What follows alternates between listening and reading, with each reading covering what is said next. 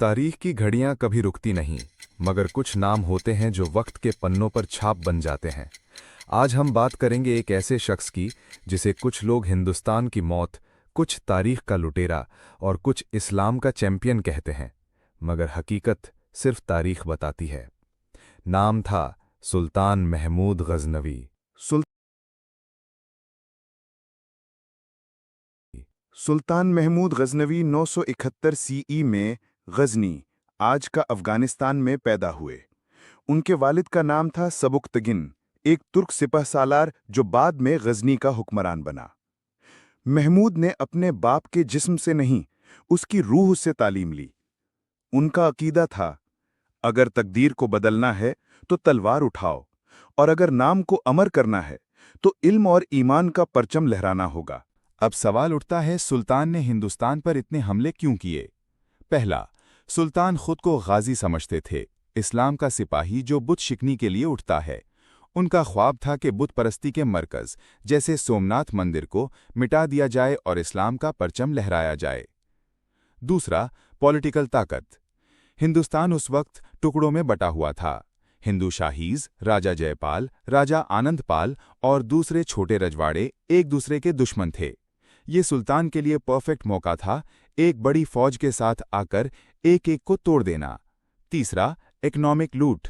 हिंदुस्तान उस वक्त दुनिया के अमीर तरीन इलाकों में था। सोमनाथ जैसे मंदिरों में सोना, चांदी, हीरे भरे हुए थे। ये माल गजनी के लाइब्रेरी, मदारिस और मस्जिद की तामीर में लगाया गया।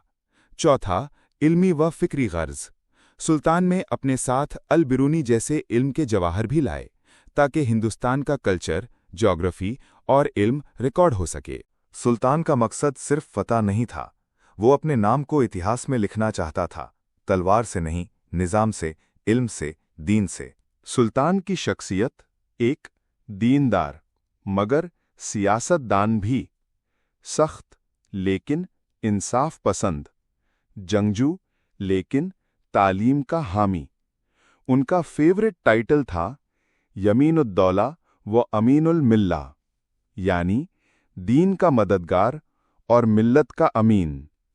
उनका एक वाकया मशहूर है।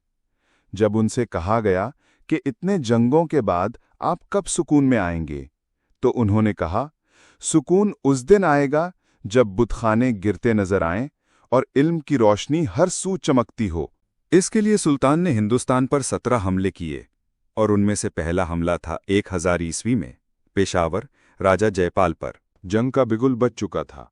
पंजाब की जमीन एक नए तूफान का सामना करने वाली थी। सुल्तान महमूद ने सबसे पहला हमला किया राजा जयपाल के खिलाफ, जो हिंदू शाही सल्तनत का सबसे बड़ा राजा था। ये जंग पेशावर के मैदान में हुई। सुल्तान ने गजनी से एक जोरदार फौज तैयार की। कुछ मनाबे के मुताबिक 10,000 से ज़ायद सिपाही, तीरंदाज और गुलाम लश्कर के साथ। जयपाल ने भी भरपूर तैयारी की थी, लेकिन सुल्तान ने जंग से पहले एक शानदार चालाकी की। उसने रात के वक्त फौज को 2 हिस्सों में तकसीम करके जयपाल के कैंप पर 3 सिमतों से हमला करवाया। सिर्फ चंद घंटों में जंग का फैसला हो गया। जयपाल की फौज तोड़ गई। नतीजे में जयपाल ने हार मान ली। उसे जिंदा पकड़ा गया, लेकिन सुल्तान ने उसे रिहा कर दिया ताकि वो सबक सीखे। जयपाल ने वापस जाकर शर्म के मारे आग लगाकर अपनी जान ले ली। दूसरा हमला 1001 ईस्वी इतवार, भाटिया, मुल्तान के पास।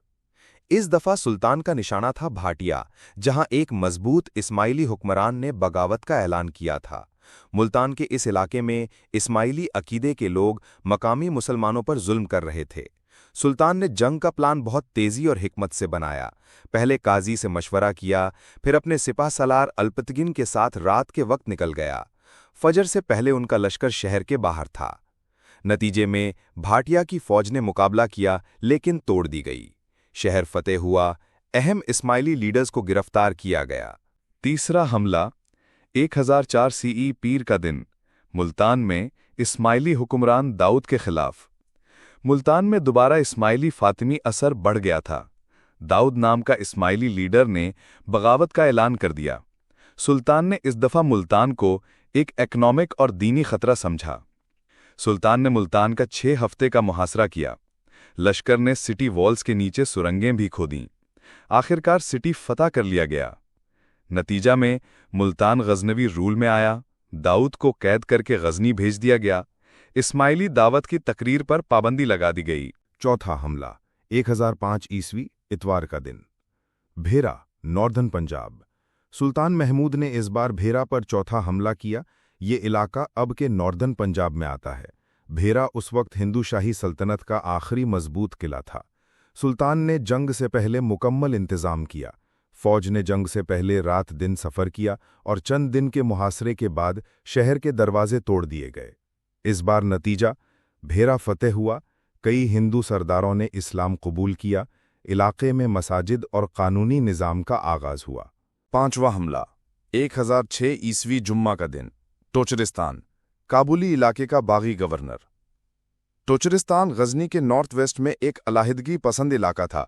यहाँ के गवर्नर ने सुल्तान की हुकूमत से बगावत कर ली। सुल्तान महमूद ने फौरन लश्कर तैयार किया। उन्होंने छोटी छोटी रजाकार टीम्स रात के वक्त पहाड़ों के रास्ते भेजीं। फज्र के वक्त उन्होंने टोचरिस्तान के कस्बे पर हमला कर दिया और नतीजा, गवर्नर को गिरफ्तार किया गया। इलाका दोबारा गजनवी हुकूमत में आया। छठा हमला 1008 ईस्वी, वाई हिंद, मॉडर्न डे अटक। राजा आनंद पाल या हिंदू राजपूत इत्तेहाद। इस जंग को बैटल ऑफ वाई हिंद भी कहा जाता है। ये महमूद गजनवी की सबसे कातिलो गरीब जंग थी। राजा आनंद पाल ने अपने बाप जयपाल की मौत के बाद सब राजपूत रियासतों को मिलाकर एक जॉइंट हिंदू कन्फेडरेसी बनाई, जिसमें राजस्थान के राजपूत, गुजरात के परमार और सिंध के हिंदू सरदार शामिल थे। सुल्तान महमूद को इस अलायंस का खतरा महसूस हुआ और उसने पहले से जंग की तैयारी शुरू कर दी। आनंदपाल ने हाथी और भारी फौज के साथ वाई हिंद के पास कैंप लगाया, लेकिन सुल्तान ने जंग से पहले कुछ राजपूत सरदारों के दरमियान फसाद फैला दिया। आनंदपाल का हाथी घबरा गया और वो जंग से भाग गया। नतीजा, राजपूत कन्फेडरेसी तोड़ दी गई। आनंदपाल लाहौर भाग गया। सुल्तान ने वाई हिंद फतह किया और दौलत गजनी भेजी। सातवां हमला 1009 सीई, बुध, नागरकोट यानी कांगड़ा फोर्ट, हिमाचल। नागरकोट का किला दौलत और सोने मंदिरों का मरकज था। सुल्तान ने पहले खुफिया आदमी भेजे, फिर चार तरफ से किले का घेरा डाला। किले के अंदर हिंदू राजा ने 5000 जवान रखे थे। जंग 3 हफ्ते चली, लेकिन सुल्तान ने एक खुफिया रास्ता ढूंढकर अंदर घुसकर किला फतह कर लिया और इस बार 700 मन सोना और दौलत हासिल हुई। मंदिर से कीमती मूर्तियां गजनी भेजी गई। आठवां हमला 1010 सीई, इतवार का दिन। मुल्तान में दोबारा फितना उठा। दाऊद के कुछ सपोर्टर्स ने सीक्रेट दावत चलाई। सुल्तान महमूद ने दोबारा मुल्तान पर छापा मारा। इस दफा उसने बागी सरदारों को पकड़कर आम कैदखानों में सबके सामने सजा दी, ताकि फितना हमेशा के लिए खत्म हो जाए। इस बार मुल्तान में सिर्फ सुन्नी रूल रह गया और जासूसी निज़ाम मजीद मजबूत बनाया गया। नावान हमला साल 1011 जुमा का दिन था। थानेसर, हरियाणा। थानेसर में एक बड़ा शिव मंदिर था, जहां से दौलत और पॉलिटिकल इन्फ्लुएंस सर उठा रहे थे। सुल्तान महमूद ने छोटी लेकिन तेज फौज भेजी, जो सीधा शहर के अंदर घुस गई और इसके बाद शिव मंदिर में से सोने के मूर्ति, नक्श और लाखों का माल निकाला गया। और अब जिक्र उन 4 हमलों का जो सुल्तान ने 1013 से 1021 में किए, जिसको कंसोलिडेशन कैंपेन्स भी कहा जाता है। और ये दिल्ली, कन्नौज, मथुरा, कलिंजर, ग्वालियर 5 अलग रियासतों में किए गए। इन सालों में सुल्तान ने दिल्ली और गंगा बेल्ट पर बार बार हमले किए, ताकि हिंदू राजपूत रियासतें तोड़ दी जाएं। हर इलाके को उसने फतेह किया, राजाओं को जिल्लत के साथ गुलामी में भेजा और इस्लामी रूल और जुडिशियल सिस्टम कायम किया। 15वां हमला साल 1024 सीई, जुमा का दिन। सोमनाथ मंदिर, गुजरात। ये सुल्तान महमूद का सबसे मशहूर और तारीखी हमला था। सोमनाथ का मंदिर समुंदर के किनारे था, जहां हर साल हजारों लोग पूजा में आते। सुल्तान ने 1000 किलोमीटर का सफ़र किया। मंदिर की फौज और राजपूत सरदारों ने काफ़ी मज़ाहमत की, लेकिन सुल्तान ने 2 दिन की जंग के बाद सोमनाथ को फतह कर लिया। 20,000 से ज़्यादा मूर्तियां तोड़ी गईं। 1000 कैमल्स पर सोना चांदी गजनी भेजी गई और मंदिर का दरवाज़ा गजनी की जामिया मस्जिद में लगाया गया। 16वां हमला साल 1025 पीर का दिन, काठियावाड़ के रियासती इलाके। सोमनाथ के बाद सुल्तान और ख़तरनाक हो गया था और उसका खौफ हिंदुस्तान पर मंडलाने लगा था।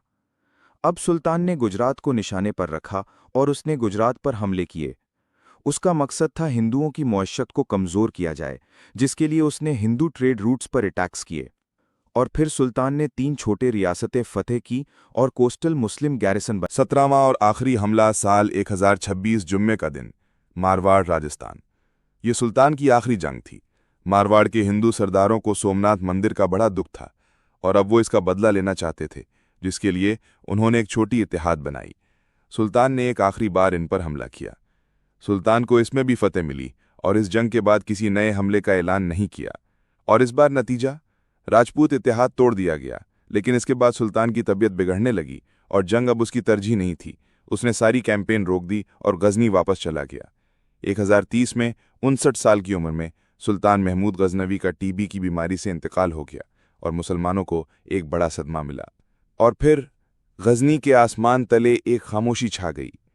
न वो तूफान रहा, न वो सवारियों का शोर, सिर्फ एक कब्र जहां मिट्टी ने उस फौजदार को दामन में ले लिया जिसने तारीख के पन्ने खुद लिखे थे।